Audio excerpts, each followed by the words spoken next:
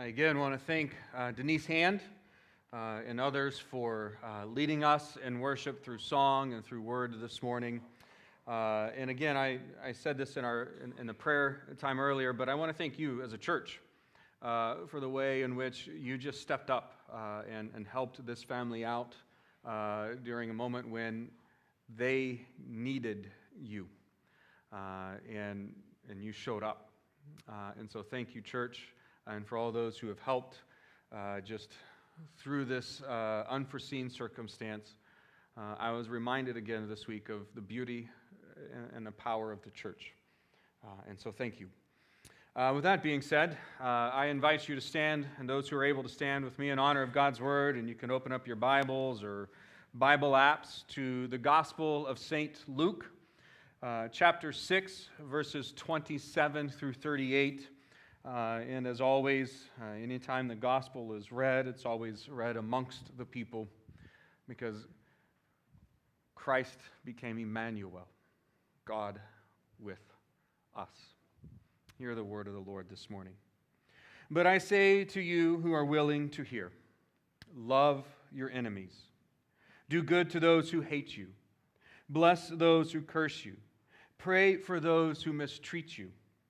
If someone slaps you on the cheek, offer the other one as well. If someone takes your coat, don't withhold your shirt either.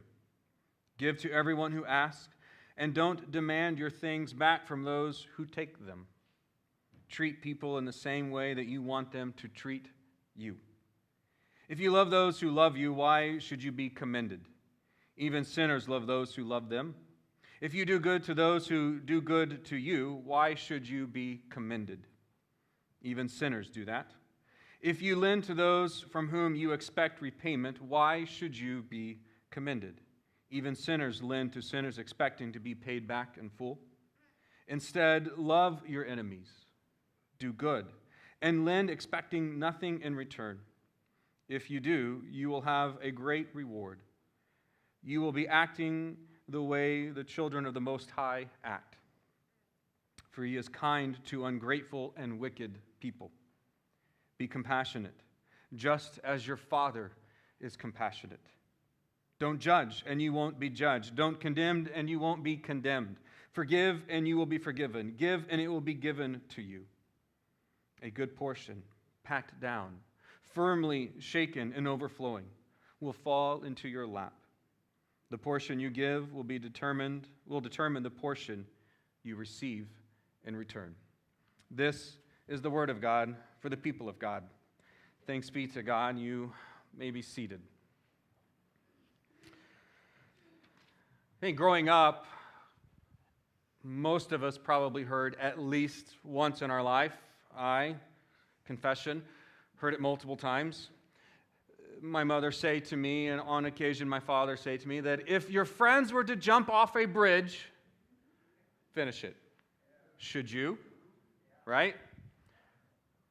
As a parent, now of 10 years, I have at least on one occasion said this to one of my boys. I think it's a rite of passage for us as parents and children, but we tend to say it as parents to encourage our children to not do something irrational, right? I don't remember the specifics of each of those moments when my mom or when my dad would say it, but I think as parents we usually reserve them for the extreme moments when you desire that your child not only not follow the crowd, but more importantly, don't do something that is crazy, that anybody with a right mind wouldn't do. Which is why I find this text so incredibly challenging. And if I can confess to you this morning, it would be this. This is one of the hardest sermons for me to preach as a pastor, because everything that Jesus is saying, let's be honest, sounds crazy. Right? I mean, think about it for just a second. Let's picture just for a moment that somebody other than Jesus said these words. You would probably think, and I would think, that that person is nuts, because who does that? Love your enemies. Pray for those who persecute you or mistreat you. Give to everybody who asks of you. We have, on average, at least 5 calls a week from people who are calling, asking for help. Some we help, some we don't. And I know, and just a couple weeks ago, I was in downtown Kansas City, and anytime I'm in a downtown area, you walk by people all the time, and they're asking for money, but here is Jesus saying, anybody who asks of you or begs of you, you give. I mean, can we be honest this morning? I think it's okay to be honest in church, right? This appears to be crazy talk. No amens there. All right, you are all holier than I am this morning. But these words of Christ, the reason why, at least to me as your pastor and your preacher this morning, they sound so odd is because they're so countercultural. I mean, when was the last time somebody hit you on the right cheek and then you turned to the left off also and said, hey, you know what? Just let's go ahead and match that? No, I don't think anybody has in this room unless the person who hit you was much, much bigger than you and they knocked you out. I wouldn't want to turn my other cheek to receive another gift from that person. But these words of Christ, they're hard and they're difficult words because they're countercultural words. And they come to us in the middle of Luke's version of the Sermon on the Mount. Right? Last week was a fun text for us as pastors to preach because it's just Jesus and the disciples coming down from the mountain and, people who are eager to hear the words of Christ. I wonder those same people who were told we were told moments ago that they were eager to hear the words of Christ. I wonder how eager they are now as Jesus gives us these lists, by the way, of commands. But last week, people were coming down to not only listen to the words of Christ, but to be healed of, diseases and illnesses and unclean spirits. And last week, I came away from that service on a spiritual high. At times as pastors, we come away from services and we're on a spiritual high. And that was one of those moments because it was so beautiful to just sit down with you and to pray for each of you who came down to the altar last Sunday or sat in those pews and just have that moment with you as we anointed you with oil. That it was a beautiful moment. But I knew that this Sunday was coming. And there are times when, as pastors, we dread the word. Because I actually believe what Jesus says here, he meant. That Jesus actually means for us to love our enemies and to bless those who curse you and to pray for those who mistreat you and to turn the other cheek when someone strikes you. And that's what causes my knees to shake. But I think it's important for us to know this. What Jesus is doing here on the Galilean plain, as he is proclaiming these very countercultural words, as he's forming a new kind of community. It's a community that is going to live by a different ethic. But if you are to be a part of that community, there are requirements of you and I. And so Jesus, Luke tells us as he shares these words to all who would listen,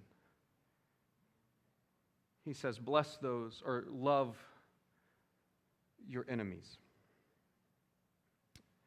I don't know about you, but I think in our day and age, this is a challenge.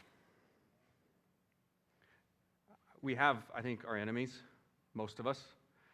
If you don't worry, one day you will. In fact, as a pastor, and I've only been a lead pastor now for almost 8 years, over my course of ministry these past 16 years, I got to confess to you this morning something. I'm I'm a people pleaser. Any people pleasers in the sanctuary this morning? And a few of you, yeah. One of the hardest lessons for me to learn in ministry, especially as a leader, is that there are just going to be some people who aren't going to like you. And as a people pleaser, that kills me. But I've also had to understand and grow up over these past few years to know that as a leader, you just aren't going to always please everybody. And that some people just aren't going to like you. And I don't know why, because I think I'm a very likable guy. And so sometimes it's been hard for me to learn how to love my enemies. You see, because here's one of the fundamental misunderstandings about this text, is that this is not some faceless, nameless enemy across the globe. No, what Jesus is talking about, because this is coming off the heels of some controversies with some Pharisees. These enemies had faces, they had names, and they would have known them. You see, what Jesus isn't asking us to do is to love that faceless and remote enemy halfway across the globe, although I think you should do that. What Jesus is saying is that you should love your enemies that are your coworkers, that maybe is a family member, you know, those black sheep in our family. Maybe it's that neighbor. Maybe it's that student in your class who just, for whatever reason, is bent against you. Jesus commands us to love them.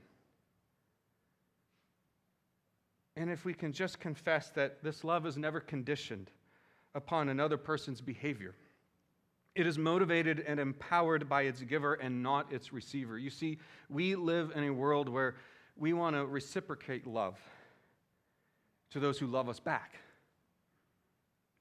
I mean, it's so easy to love somebody when they are love and kind to us back, right? Come on, you're with me here this morning, right? I know it's a little heavy and it's going to get a little bit heavier, but you are with me here this morning. You're going to help me out. It's easy to love the lovable. But Jesus is calling us to love our enemies. And that is not a love that is often returned back. But he says, if you want to be a part of me, and if you want to be a part of this new kind of kingdom that we are forming here on this earth as it is in heaven, it will look a lot like loving your enemies and blessing those who curse you. Let me ask you a question this morning. When was the last time you blessed the person who cursed you? One of my favorite professors, Scott Daniels, in my class, oddly enough, it was church history, but there were times when in his class, he would always have the door open at the start of the class, and I think like most pastors, most professors, there are moments when you just kind of, get off track, but when you do, you know that sometimes it's going to be really good. And so Scott would do that from time to time, but you always knew it was going to get really good when he would shut the door, right? Because at that point, he didn't want anybody else to hear what he was about to say. What he didn't know is that he was sitting, I'm sure he knew, but he was sitting in a room or standing in a room full of future pastors who are going to remember his stories and share them online like today. So if you're listening online, Scott, I love you, but you shared this with us. He said there was a time when he was a college pastor / professor at a local Nazarene school church by SNU. When he was at a coffee shop called the Java Joint, it was one of my favorite places to study and hang out as a student. When he said he had a lady come up to him who wasn't a huge supporter or fan of him. And usually in those moments, and I think we have those in our lives, and they come up to you, you don't really know what to expect. Right? You don't know what they're going to say, what they're going to do. And so he saw this lady coming up to her, and her first words to him were, I just want you to know that I am praying for your children. And he thought for a second, well, that's pleasantly surprising. That's kind of nice. But then she goes on to say that they won't be negatively influenced by your instruction as their parent. Yeah. Now, I've never had that happen to me yet. It may happen one day, but it hasn't happened yet by the grace of God. And he said in that moment, after the shock, wore off about what it is that she actually said to me, I thought through my response, and he said, and by the way, this is a teaching moment, and I want to share it with you as well. Generally not a good idea to go with the first 6 things that enter your mind. And he said in one of those sanctified, moments when the Spirit filled him, he said, "Thank you so much for praying for my children. That means a lot to me." And he said, at that moment, I just decided to leave it at that. But he said, what I did remember in that moment was these words of Christ on a Galilean plain. "Bless those who curse you. Pray for those who mistreat you." That's hard. I mean, loving your enemies, a love that's not mushy, it's not gushy, it is not a sentimentalized love, but a love that is urgently, actively pursuing to do good to the ones who want to do you bad and do you harm.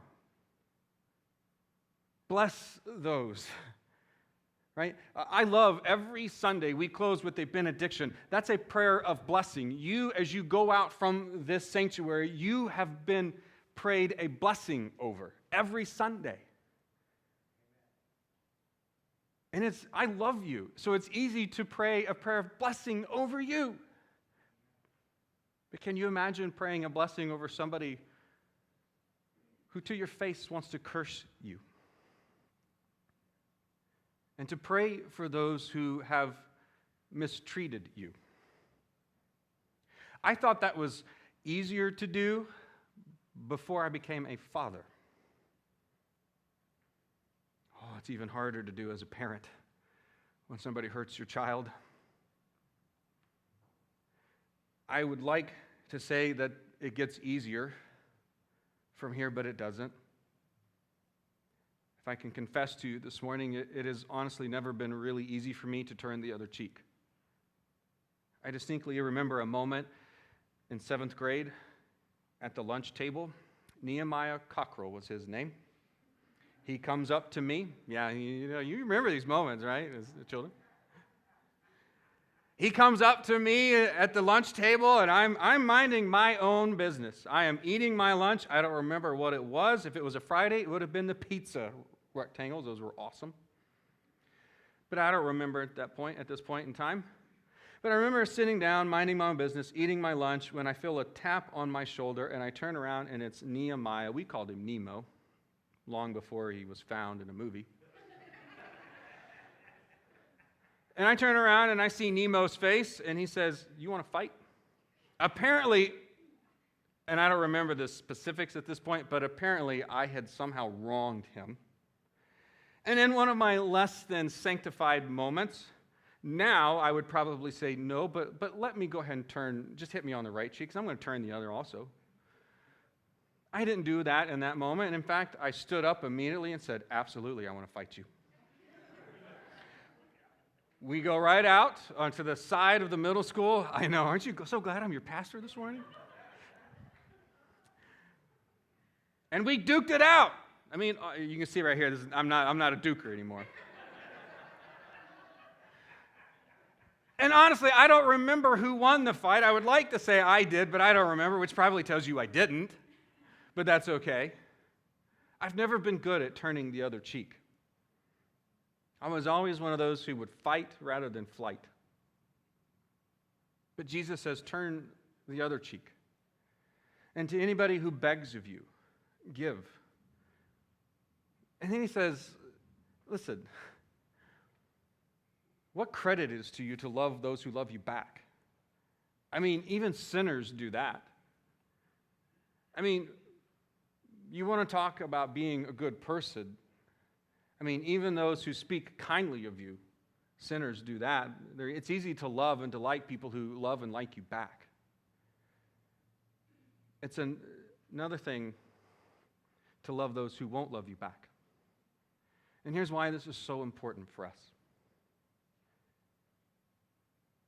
This kind of love, this kind of ethic that Christ is advocating is the only kind of ethic and love that will actually bring healing to this world. It's the only way that there can be reconciliation and justice and redemption. And so he calls us to a new kind of community.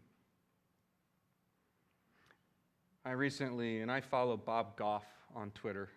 I love everything that he says. He recently tweeted out, and yes, I check Twitter, "Loving people the way Jesus did is great theology." And I couldn't agree more. You know, I'm going to have Denise and the praise team come forward. I think we would have to be living under a rock over these past few years to know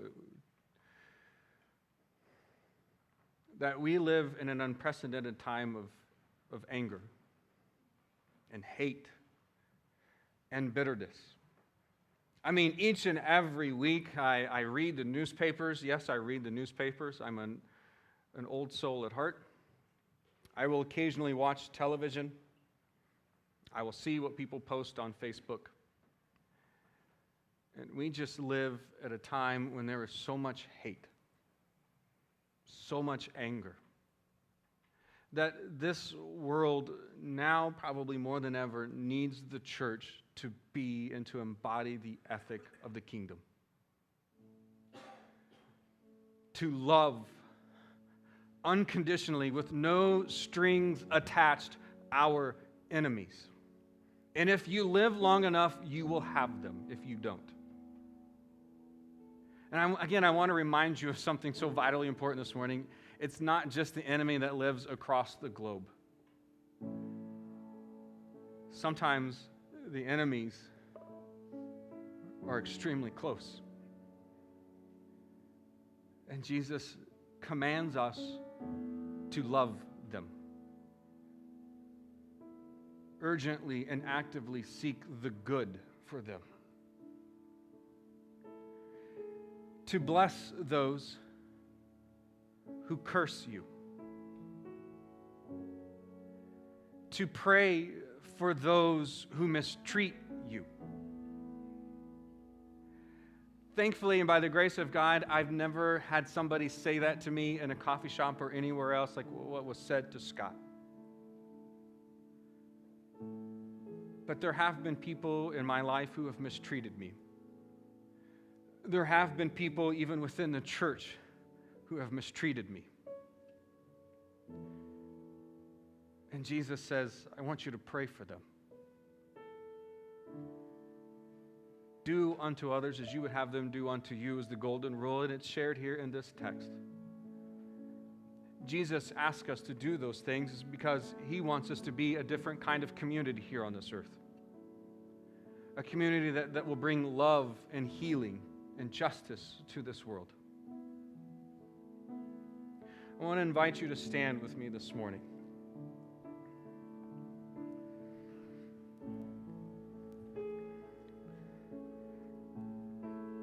And I want you to just bow your heads and close your eyes. I know it's one thing to come down here to these altars and to ask to be anointed. And last Sunday, I asked you to be vulnerable and to be willing to do whatever it is the Father is asking you to do this morning. Well, I want to give you a chance this morning to maybe give to God a situation that you have just kept inside for so long. Maybe right now you're even thinking of an enemy, somebody who has just wronged you, mistreated you, abused you. This love that Jesus is advocating is not some passive kind of love. It's not a love that is asking you to forget and to be walked all over. It's a love much stronger than that.